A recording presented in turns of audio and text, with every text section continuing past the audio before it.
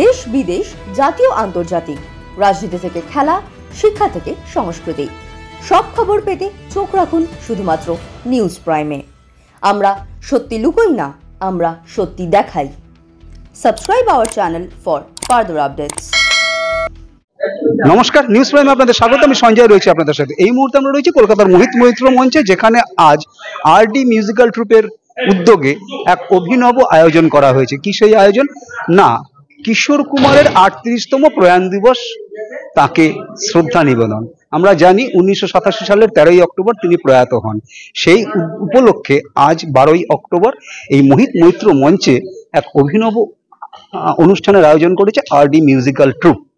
এই মুহূর্তে আমার সঙ্গে রয়েছেন এই আরডি মিউজিক্যাল ট্রুপের যিনি সহকর্ণধার রিমি দে পাত্র। কথা বলে নেবো তার সাথে। রিমি, প্রথমত নিউজ প্রাইমে তোমাকে স্বাগত। নিউজ প্রাইমের তরফ থেকে তোমাকে শুভ বিজয়ের আন্তরিক প্রীতি, শুভেচ্ছা ও অভিনন্দন। আপনাকেও শুভ বিজয়ের আন্তরিক শুভেচ্ছা অভিনন্দন। কি উদ্দেশ্যে আজকে এই কিশোর কুমারের প্রয়াণ দিবসে এই যে অভিনব উদ্যোগ আয়োজন, যেখানে নতুন শিল্পীদেরও সুযোগ দেওয়া এবং প্রথিতযশা শিল্পীরাও এখানে পারফর্ম করবে?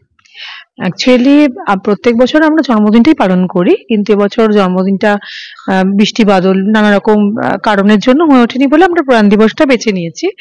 তো আমার এটা করার প্রথম তো উদ্দেশ্য হচ্ছে, আমি কিশোর কুমারকে আমার গুরুদেব ভগবান মনে করি।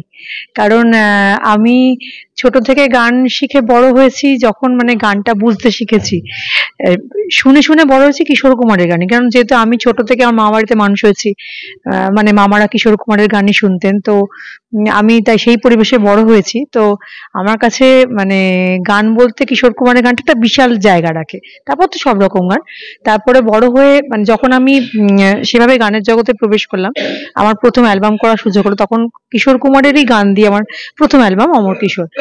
তো সেখান থেকেই লোকে আমার পরিচিতি, আমার যে রিমি দে পাত্র যে পরিচিতিটা আমার, তো সেই কারণে তাকে একটা সম্মান, তাকে শ্রদ্ধা জানানো, এটা আমি মনে করি আমার একটা কর্তব্যের মধ্যে পড়ে। যাকে দিয়ে আজকে আমার পরিচিতি, সেটা তো একটা ব্যাপার। আর একটা হচ্ছে যে বিভিন্ন শিল্পীরা যারা অনুষ্ঠান, সবাই চান তাদের গান মানুষের কাছে পৌঁছে দিতে, কিন্তু সবাই তো সুযোগ পান না। কিন্তু গান অনেকেই ভালো করেন।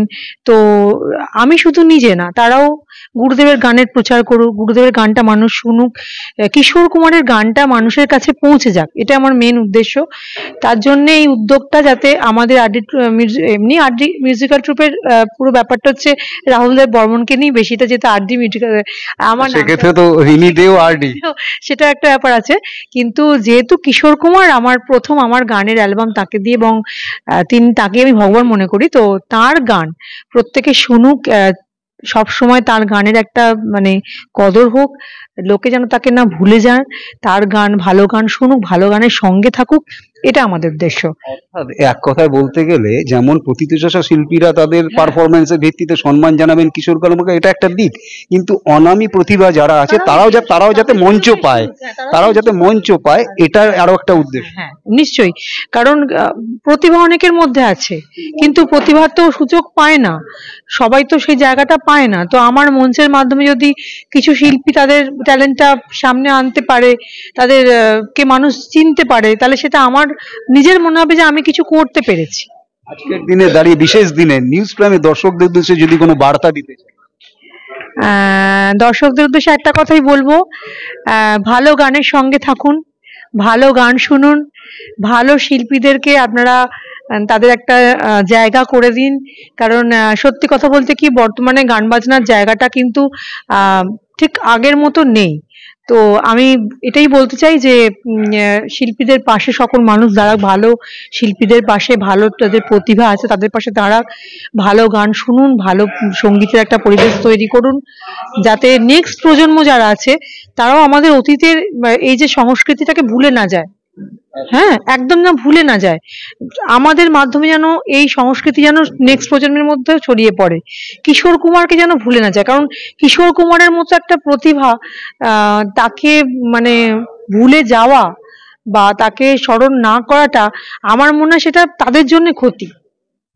অর্থাৎ যেমনটা রিমি দে পাত্র জানাচ্ছেন যে স্বর্ণযুগের শিল্পীদের এবং স্বর্ণযুগের এই আমাদের সাংস্কৃতিক জগতের যে ঐতিহ্য, এটা যেন আধুনিকতার আড়ালে চাপা না পড়ে যায়।